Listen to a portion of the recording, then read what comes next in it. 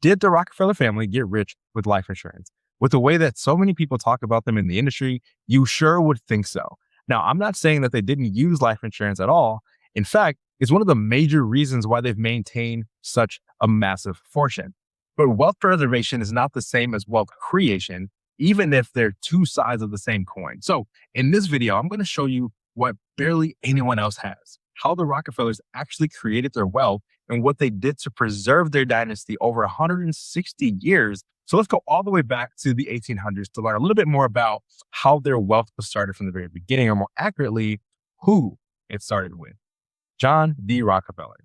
So John D. Rockefeller didn't get rich because of financial strategies. He got rich because he built Standard Oil. This wasn't just any old business, by the way. It was one of the most dominant businesses in history. He didn't just participate in the oil industry. He literally figured out how to refine oil more efficiently than anyone else. He negotiated better transportation deals. He drove costs down. He scaled the business across the entire country. At one point, Standard Oil controlled something like 90% of the oil refining in the United States. Like, just think about that. That level of dominance doesn't come from financial products or fancy tax strategies. It comes from solving a massive problem better than anyone else in doing it at scale. And then he did what all wealthy people do. He reinvested. He reinvested his profits over and over and over again. Wealth at that level does not come from products, right? It comes from ownership. It comes from solving real problems and doing so at scale and consistently reinvesting the profits. So if life insurance didn't make them rich, why did they use it? Right? Because once you have wealth, the game completely changes. It's no longer just about growing money. It's about protecting it. It's about organizing it. It's about making sure it actually makes it to the next generation. So let me give you a simple example, okay? Let's say someone builds a $50 million net worth. Maybe it's a business. Maybe it's real estate, investments, what have you, whatever it is, okay? Now, under today's tax laws, there are estate tax exemptions, but anything above those exemptions are going to be taxed. So depending on how things are structured, you could be looking at somewhere in the neighborhood of 30 to 40% in estate taxes, specifically on the portion that's exposed, right? So what this means, very simply, is that you could have millions of dollars owed once a particular person passes away. And here's the problem. That bill just isn't something that you can pay whenever you want. There is a ticking time clock. So when it comes due relatively quickly. So what happens if that $50 million is tied up in a business or real estate or some sort of long-term investment? In other words, what if you don't have that cash just kind of sitting around? In a situation like that, the family's going to be forced into a decision. They're going to have to either sell something, they're going to have to borrow the money, or they're going to have to liquidate assets at potentially the worst possible time. And this is where life insurance comes into the picture. It creates immediate liquidity exactly when it's needed.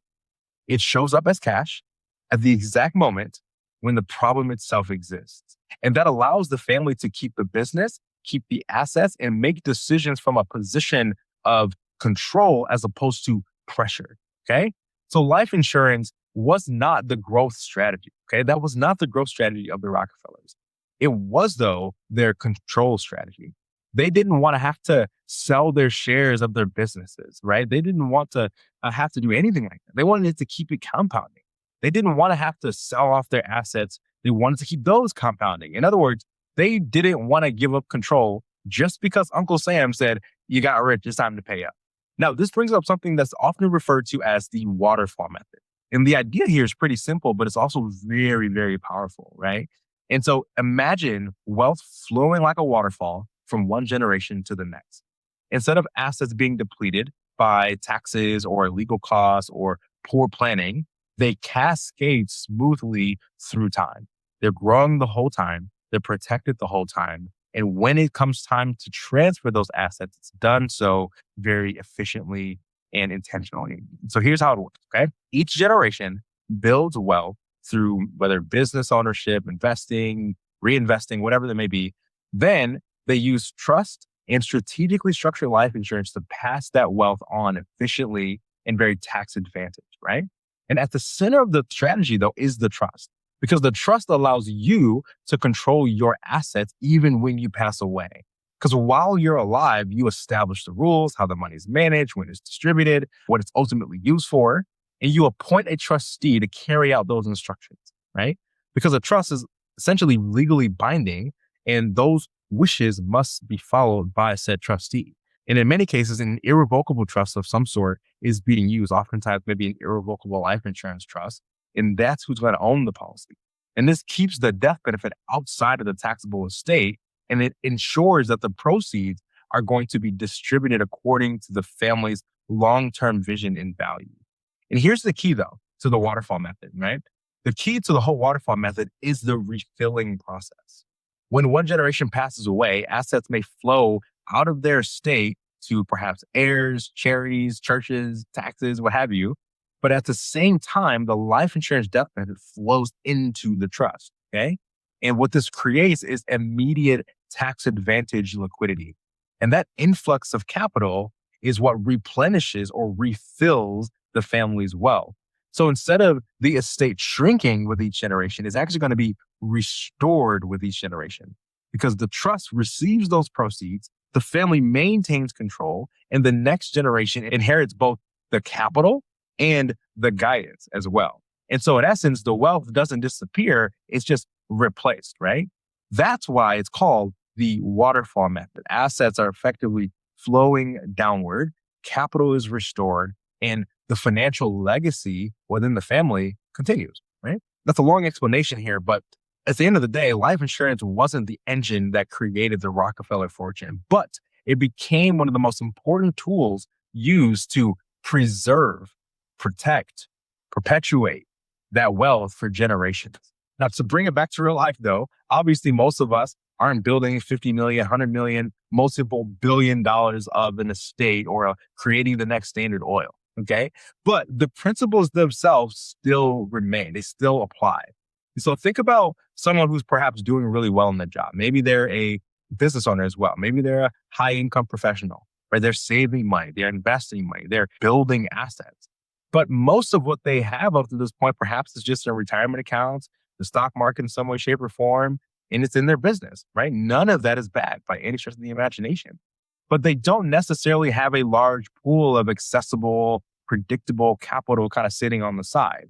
And this is where cash value amongst the life insurance policy kind of comes into play. That's where something like a properly designed whole life insurance policy can play a really key and pivotal role. It's not there as the primary growth engine, but as a stable, predictable portion of your financial life, right? It's money that's going to grow steadily. It has guarantees. It's not tied to the stock market. It's accessible when you need it. And then when you think about the death benefit side of things, I would actually argue that for whatever reason, this is slept on a little bit too often. I think we need to talk about the death benefit way more than we do perhaps in the industry, because it's one of the only ways that creates an instant estate for your family. And if you're in the world of estate where you may have an estate tax that's going to be due, where it will pay for that for pennies on the dollar. You can put a plan in place today. And from day one, there's a meaningful amount of money that'll show up for your family no matter what happens, right? Then there's the aspect of control. And just like wealthy families, you get control. You get to control where the money goes, when it goes, how it's used, right? And then I also think about those people who are perhaps on the trajectory. And honestly, this is where I see a lot of value here, okay? This is for that person who's like, they're on their way. They're in their late 20s. They're in their 30s. They're in their 40s. They're starting to be in this place where things are starting to click for them. And you're making perhaps really good money. Maybe it's a couple $100,000 a year, maybe a few $100,000 a year, maybe $1 million or even more than that. And you figured some things out, which is incredible, right? Your income's up, you're saving money, you're investing, right? You're building something that's very meaningful for yourself and for future generations, perhaps. And you're on a trajectory where over time, your wealth is going to become a pretty sizable sum.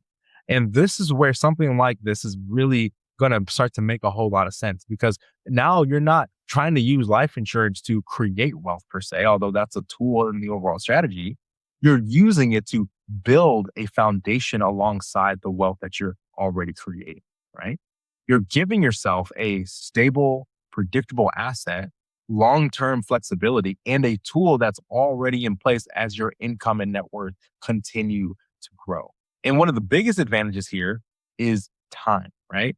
The earlier something like this is set up, the more efficient it can be, the more flexibility you have, and the more it can compound alongside everything else that you're doing. So this isn't about waiting until you're worth 50, $100 million. It's about recognizing like, hey, I'm on the path and I want to start putting things and putting pieces in the right place now.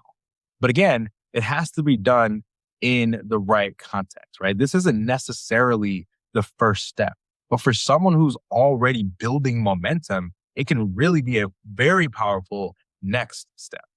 And to be clear, this is not for everyone either, right? If you're trying to, get the highest possible return, you're perhaps focused on or super duper aggressive investing, or you're still in a stage where you're really just kind of building your income, this is probably not the first place to start at that point. In fact, for a lot of people, the better next step isn't a financial product at all. It's about perhaps building your skill set or increasing your income or creating opportunities and getting ownership in something that can actually scale. And if someone's looking at this and they're thinking, how do I use life insurance with maybe $200 a month, right? The better question for that person would be, how do I increase my income? How do I create more value? How do I put myself in a position where strategies like this can actually make sense? Because that's what actually creates wealth. So life insurance is not what makes people rich, but it is one of the most efficient tools ever created to protect wealth, organize it, and pass it on intentionally. The Rockefellers didn't use life insurance to get rich. They used it to make sure their wealth actually lasted. And that's how you should be thinking about it as well. So thanks for watching. We'll see you in the next one.